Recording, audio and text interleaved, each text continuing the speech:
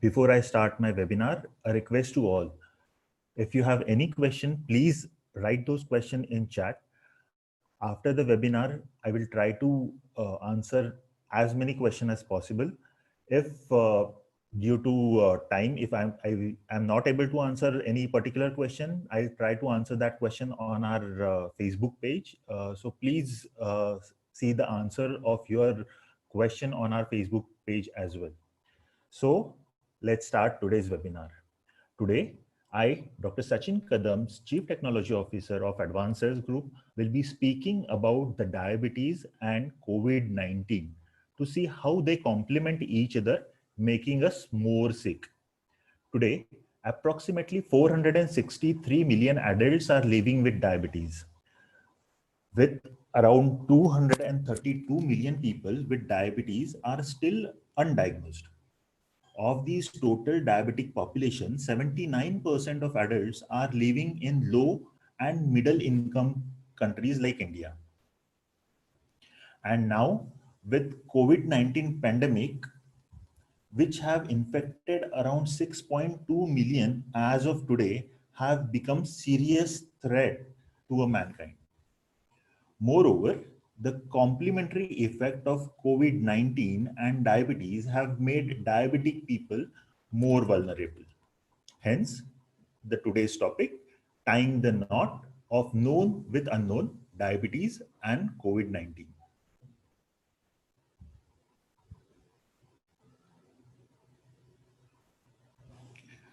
Before I start today's webinar, I wish to introduce you to the basic immunology as I will be using these terms in later my talk.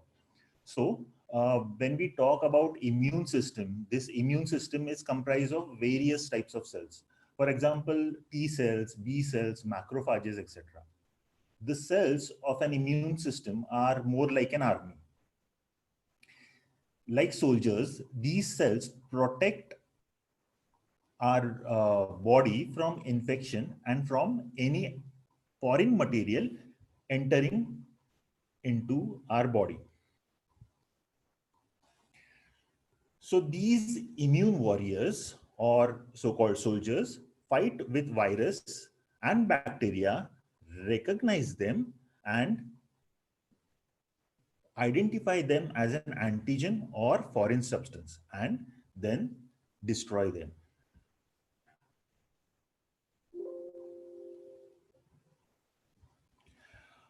So let's talk about the B cells now.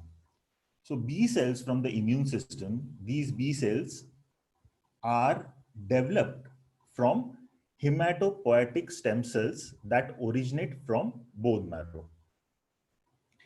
These B cells produce antibodies, also known as immunoglobulins. These antibodies are Y-shaped structural molecule that binds to antigen from specific antigen binding site and destroy them. When we are talking about B cells, there are two types of B cells, memory B cells and effector B cells.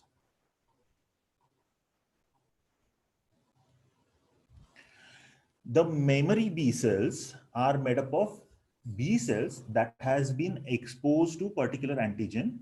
The memory cells have an immunological memory which will help them to identify same or similar type of antigen during infection. During second infection, these memory B cells produce more fast and elucidate effective immune response. Second type, the effector B cells are also known as plasma cells. The basic function of the plasma cell is to produce and secrete antibodies. These antibodies bind to antigen and makes them easier target for phagocytosis or complement activation. Now, let's talk about T cells. T cells are mainly of two types. Cells which express CD4 markers on their surface are known as T helper cells. These T helper cells assist other white blood cells in immunological process, which includes maturation of B cells into plasma. T helper cells not only help activate B cells to secrete antibodies and macrophages to destroy ingest microbes, but they also help activate cytokine or cytotoxic T cells to kill infected target cells.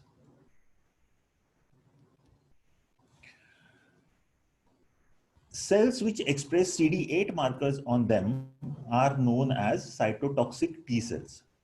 They recognize and destroy the altered cells of the body, which includes cells of the body infected by virus or bacteria.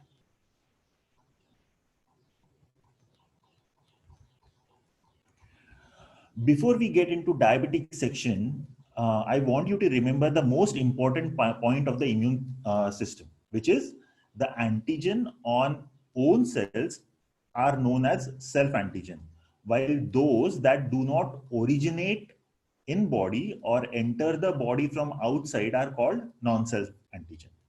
Immune cells called lymphocytes recognize the non-self antigen and produce antibodies that bind specifically to each other antigen. The ability to discriminate between self and non-self antigen is vital to functioning of the immune system as a specific defense against invading microorganisms. Failure of the immune system to tolerate self tissue can result in disorders of immune system.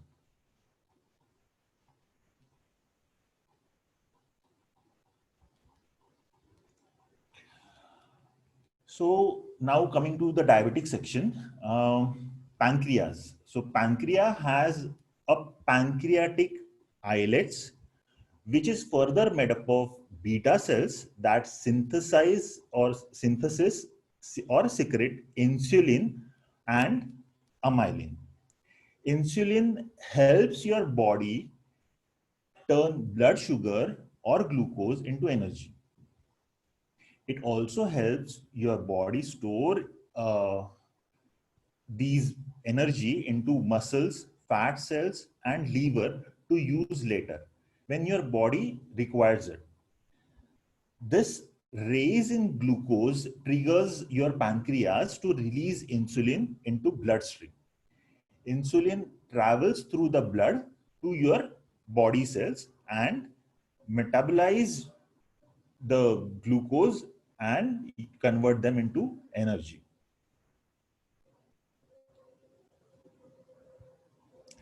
In case of type 1 diabetes mellitus, the exact cause of type 1 diabetes is still unknown. In most people with type 1 diabetes, the body's own immune system, which normally fight harmful bacteria and viruses, mistakenly destroy the insulin producing islets. Remember the slide where I have told you the self and non-self antigen? Same case happens here. Your body identify your own cells as foreign cells and destroy them. Genetics may play a role in this process, and exposure to certain environmental factors such as viruses may trigger the disease. In case of type 2 diabetes, people with type 2 diabetes produce insulin. However, the insulin is either not enough or the body is unable to recognize the insulin and use it properly, which is also called insulin resistance. When insulin is not used as it should be, glucose or sugar cannot get into body cells and build up into bloodstream instead of that. When glucose builds up in blood, instead of getting into cell, it causes damage in multiple areas of the body. Also, since cells aren't getting the glucose they require, they cannot function properly. So when this diabetes condition happened, and if the diabetes remain untreated, it can lead to potential complications that include increased risk of various cardiovascular problems, including coronary artery disease, chest pain, heart attack, stroke, narrowing of artery, atherosclerosis, or if you have diabetes, you are, like more tend to get stroke. There are diseases like nerve damage, neuropathy, kidney disease, etc. are also a secondary complication caused by diabetes. So not only the complicated diseases, but diabetes can also has impaired effect on our immune system. Diabetes can cause immune system malfunction, triggering infection. Scientists shows that how sugar-derived molecule can weaken infection-fighting antimicrobial beta defensin peptide. So because of this, the infection can occur quickly and body cannot fight that effectively with the invasion of bacteria or viruses. So when the balance between infection and immunity is disturbed, person is more likely to get disease. If the immune system is down, chances of infections are rise very drastically. Since the topic of today's webinar is time not between diabetes and COVID-19, it is necessary to know how coronavirus affects individual and eventually what is the correlation between diabetes and COVID-19.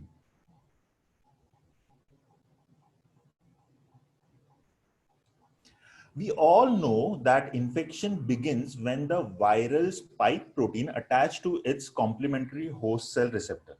Depending on the host cell protease available, cleavage and activation allow the virus to enter the host cell by endocytosis or direct fusion of the viral envelope with the host membrane. On entry into host cell, the virus particle get rid of its outer cover or envelope and its genome enters the host cell cytoplasm. The host cytoplasm or the host ribosome translate and opens the viral genome and form a long polyprotein.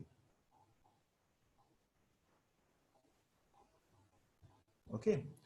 Then the replication of virus begin inside the host cell.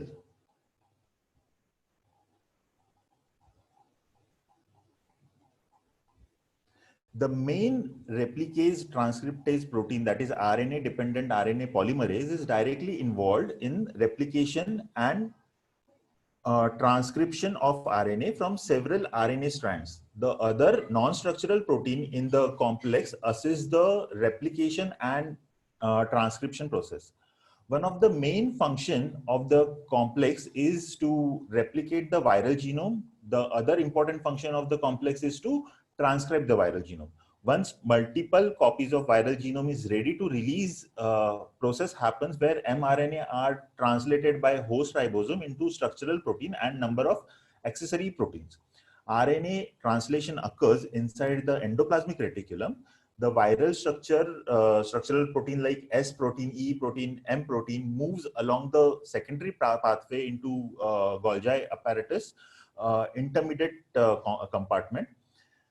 Their M protein direct most protein interaction requires to assembly of virus following its binding to nucleocapsid. Progeny of viruses are then released from the host cell by endocytosis through secretory vesicles.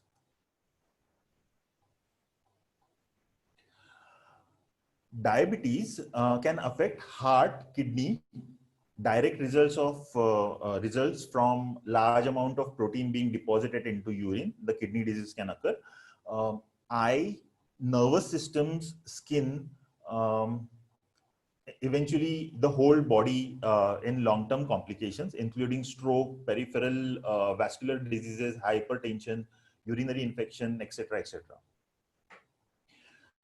We have also seen how cardiovascular diseases are also prone in diabetic patients. So diabetes lower our good cholesterol and raise the bad cholesterol, leading to increase of heart disease, stroke, etc. So overall, diabetes affects brain, lung, intestine, heart, blood vessels, and kidney. If we see the coronavirus, how it affects the body, is the same way. The coronavirus gets into our respiratory system, then to lungs, the cytokine storm is released, and eventually the entire body gets affected. So the affected organs are same in both the cases. People with diabetes are more likely to get coronavirus infection or COVID-19 than the general populations. So what I have done is, while discussing the interaction between coronavirus and diabetes, I have just created a few questions which can arise into the audience mind, and I have tried to answer them. So the first question is, are people with diabetes more likely to get COVID-19? Okay, so the answer is people with diabetes are more likely to get COVID-19 than general population. The problem people with diabetes face is primarily a problem of worse outcome, not greater chance of contracting the virus. Across the globe so far, people with diabetes had much higher rate of serious complication and death than people with diabetes, without diabetes. And generally, we believe that the more health condition someone has, for example, diabetes and heart disease, the higher their chances of getting serious complications from COVID-19. While the death toll is likely to rise as virus spread, we expect the death rate, the number of people who die from the virus as percentage of total number of people who are contracted the virus, to go down as we get better at detecting and testing this specific virus.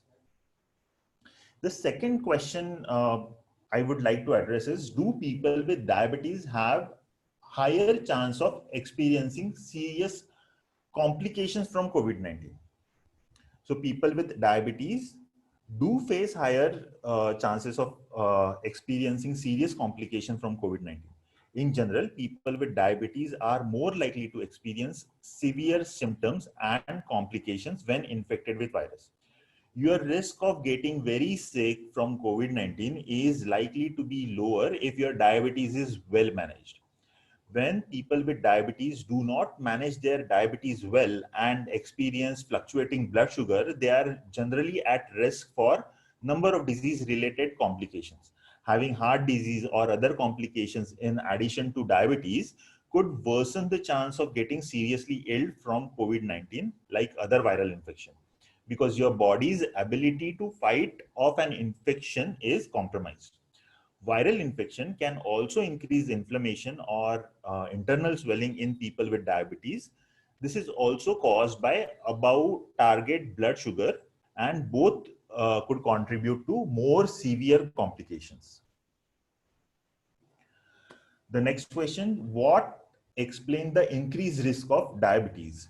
We already know that the people with diabetes are at increased risk of infection and related complications. Diabetes patients have impaired immune response to infection, both in relation to cytokine profile and change in immune response, including T cells and macrophage activation. Poor glycemic control impairs several aspects of immune response to viral infection and also secondary infection in lungs. It is likely that many of the patients with diabetes across the globe have been poor metabolic control when infected by COVID-19. Many patients with type 2 diabetes are obese, and obesity is also a risk factor for severe infection.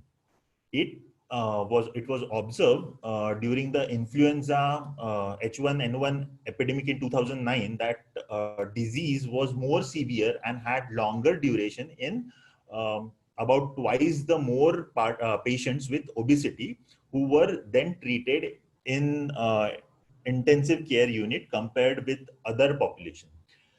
Especially metabolic active abdominal obesity is associated with higher risk.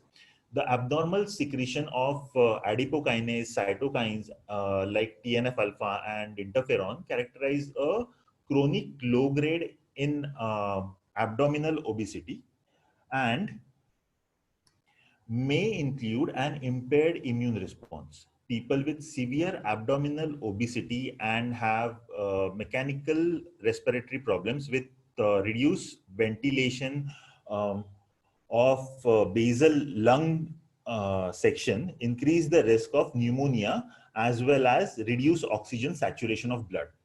Obese subjects also have an increased asthma risk, and those patients with obesity and asthma have more symptoms and reduced response to several asthma related medicine.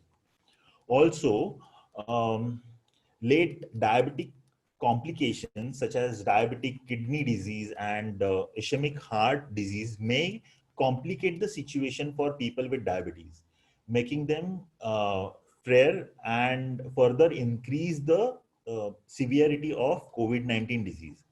And the need for care such as acute dialysis is always there.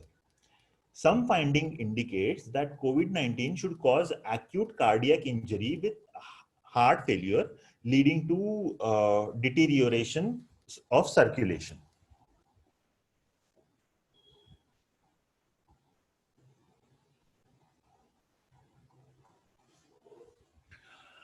So the another question, do I need to worry about diabetic ketoacidosis or DKA? Before I answer this question, I want you to know what is DKA or diabetic ketoacidosis. So when we eat carbs, glucose is released in the body, which is then processed by insulin to convert into energy. But when our cells are lacking glucose, maybe because of insulin deficiency, our body will start burning fat as an alternative source of energy. The breakdown of fat produce ketones. In people living with diabetes, high level of ketone in the blood can lead to a dangerous condition called diabetic ketoacidosis. This can affect your liver, kidney, gallbladder. It has overall a worst effect on your body. So when somebody has a COVID-19 infection, does that person needs to worry about this DKA? So when sick with viral infection like coronavirus infection, people with diabetes do face an increase in the risk of DKA, commonly experienced by people with type 1 diabetes. DKA can make it challenging to manage your fluid intake or electrolyte level, which is important in managing sepsis. Sepsis and septic shock are some of the more serious complications that some people with COVID-19 have experienced so far. So if someone's blood sugar has raised high, like say greater than 240 milligram per deciliter, more than 2 times in a row, that person needs to check for ketones to avoid DKA. The next question, what are the symptoms and warning signs I should be watching out for, and what do I do if I think I am developing them? So when person with diabetes, suffering with diabetes, see the COVID-19 symptoms like fever, dry cough, shortness of breath, uh, that person needs to pay attention on the potential COVID-19 infection. If you feel like you are developing these symptoms, the first thing one should do is call your doctor immediately. And remember, when you call your doctor, have your glucose reading available, have your ketones reading available, keep track of fluid consumption. You can use, say, around 1 liter bottle for measurement and report that fluid consumption to doctor. Be clear on what symptoms you are having, like whether you are having nausea, you're feeling vomiting sensation, do you have a stuffy nose, etc., etc. So when you have these uh, reports and readings available, immediately call the doctor and consult the doctor for further consultation. And don't forget to ask the doctor a question, how to manage your diabetes and COVID-19 at the same time. The next question, are the risk of different for people with type 1 and type 2 diabetes? So we all know type 1 and type 2 are two different types of diabetes. So whether person suffering from type 1 is more prone than type 2 or it's a vice versa, we need to know that. So in general, as of now, we don't know of any reason to think of COVID-19 will pose a different risk between type 1 and type 2 diabetes. More important is that the people with either type of diabetes vary in their age, complications, and how well they have managing their diabetes. So based on that, the infection occurring is managed. People who already have diabetes related health problem are likely to have worse outcome. If they contract COVID-19, then people with diabetes who are otherwise healthy, uh, whichever type of diabetes they have, like, they are prone to COVID-19 infection. The poor glycemic control is risk factor for serious infection and adverse outcome. However, the uh, reverse is also true, and the risk of infection can be reduced through good glycemic control.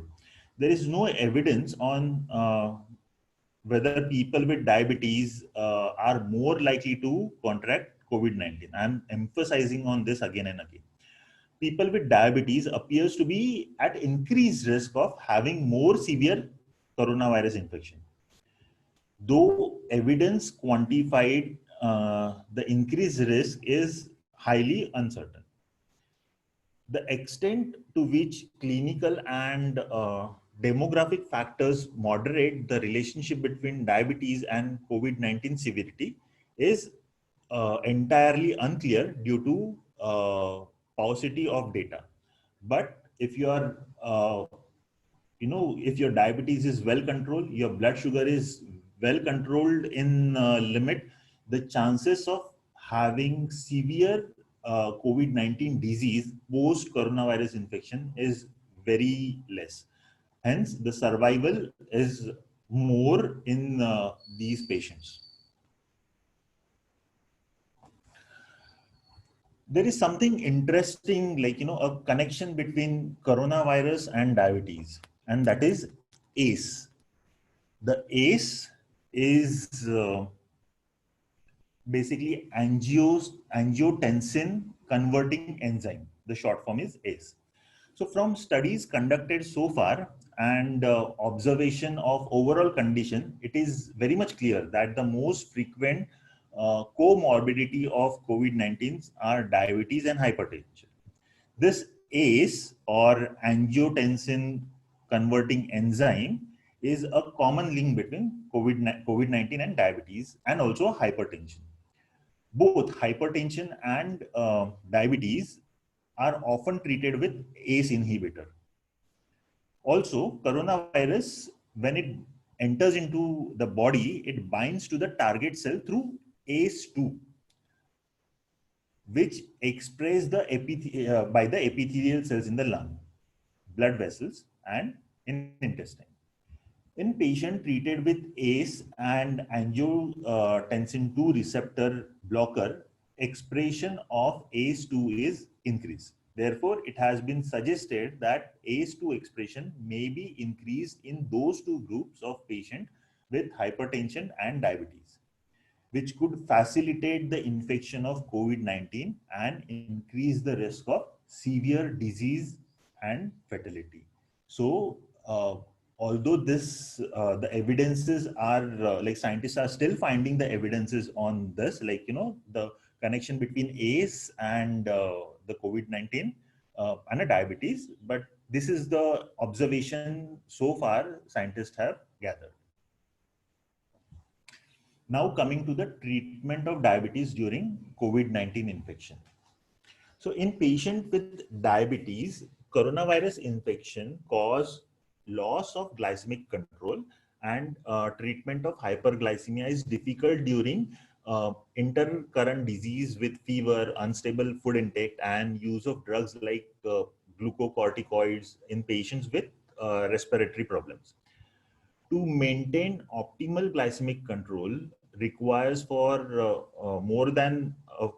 requires more frequent blood glucose monitoring and continuous change in anti-diabetic treatment after the measured glucose level in patients with type 1 diabetes treated with insulin pump therapy. The insulin dose should be titrated using frequent glucose and ketone monitoring to avoid hyperglycemia in patients with reduced food intake, and adding correlation or correctional bolus of fast acting insulin to avoid severe glycemia and ketoacidosis.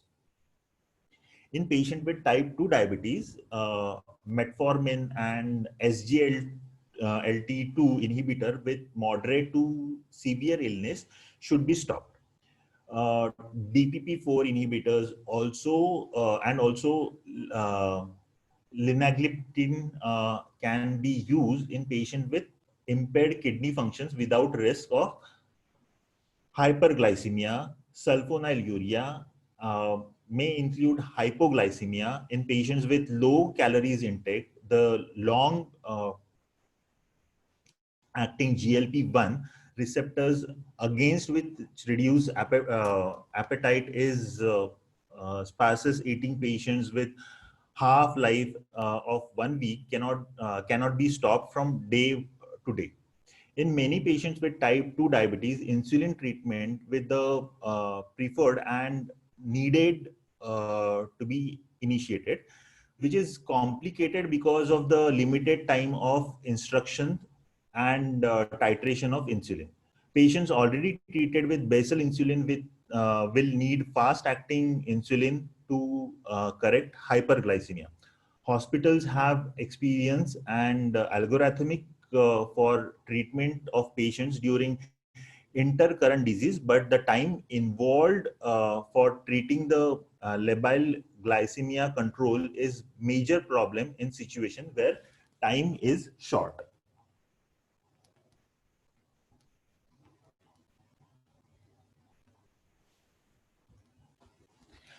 So, taken all this together, patients with diabetes are a high risk and complicated group of patients to treat for COVID-19 with an increased requirement of hospitalization.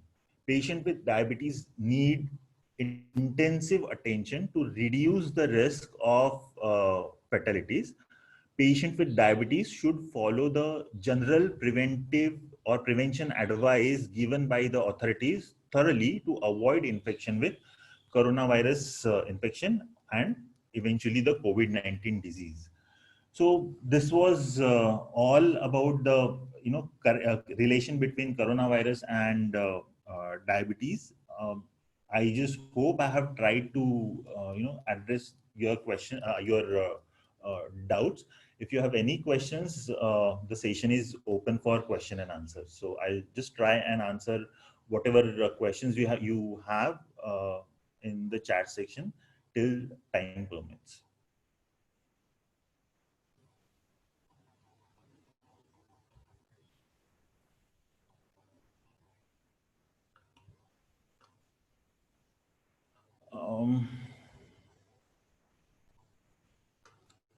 Okay. So, first of all, thank you for all of you joining this webinar. The first question is, should I stop taking certain blood pressure medication because I have heard that these drugs may affect the risk of COVID-19 infection? Rohan is asking this question. Rohan, please avoid any self-medication or decision on your health. You need to consult your physician because your physician knows your body well.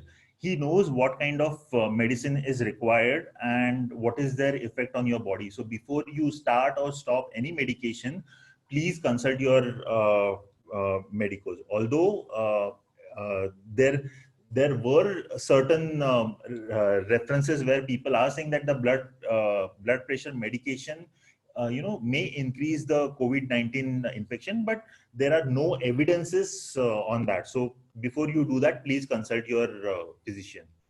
What is the treatment available for diabetes apart from taking tablets? Well, it depends what kind of diabetes you have, which type of diabetes, type 1, type 2, gestational, and so on and so forth. So based on that, the treatment might vary.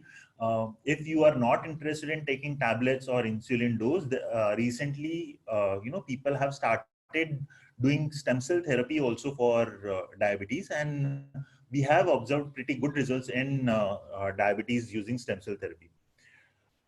Niketan is asking, my father's diabetes level is up to 126 random. After 2 hours, 220. So what should I do? He's taking same medicine. Well, I think your father should, try to control the blood sugar level. 220. I wouldn't say it's high, but it's not low either. I will say it's on the borderline. What he's maintaining, the medicine, what he's taking, he should start continuing those medicines, and along with that, along with diabetic medicine, regular exercise is also important for him, and he should try and maintain the sugar level of his body to a certain level, and should not allow that level to increase further.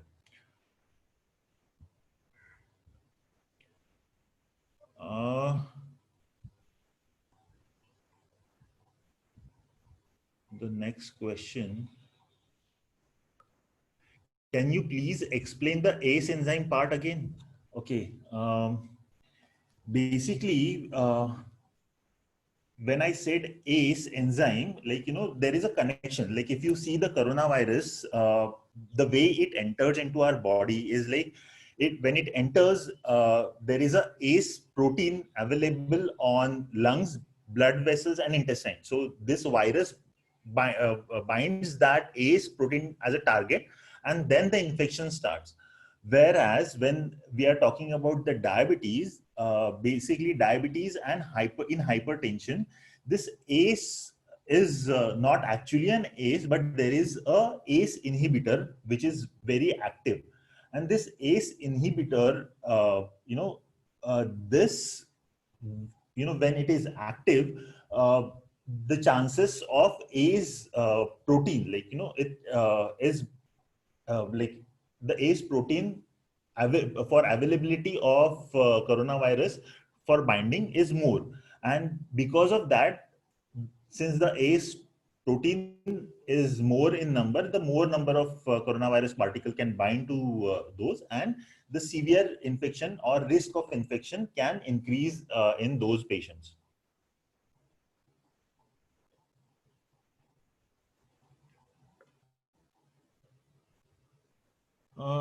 Is there any treatment for type 2 without medication? Well, without medication, as I have mentioned, people are trying to use stem cells for type 2 diabetes as well. However, the results are not very, very encouraging, although few patients have shown near normoglycemic level in these conditions. But yes, like the research is still on type 2 diabetes using cell therapy.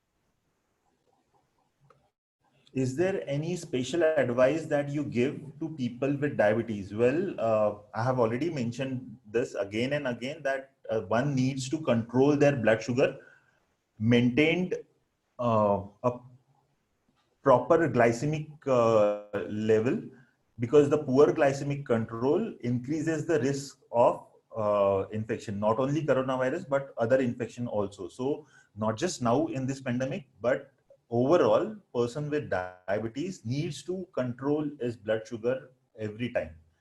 The regular exercise is a must for these people. A proper diet is must, and a good rest is also important.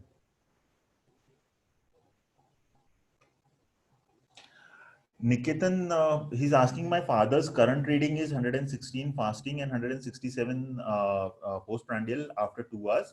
This is today's reading. Well, Niketan, well, congratulations. I think your father is doing a good job in maintaining the proper glycemic control. These levels are very much near normoglycemia. And if he try to maintain these level, I'm very sure, he can fight this pandemic very well.